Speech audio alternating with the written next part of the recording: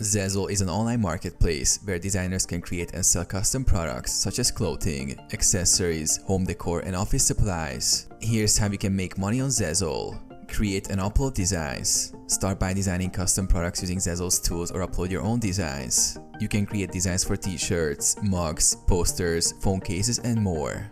The platform provides templates, making it easy for even beginners to create high-quality designs. Set your royalty rate. Zazzle allows you to set your royalty rate for each product sold. The higher the royalty, the more you earn per sale, but the price of your product will also increase. Choose a balance that works for you. Promote your store. Once your designs are uploaded, promote your store on social media, blogs, and other platforms. The more traffic you drive to your store, the higher your chances of making sales. Earn passive income. Zazzle handles the printing, shipping, and customer service, allowing you to earn passive income. As long as your designs are appealing, you can earn money whenever someone buys one of your products.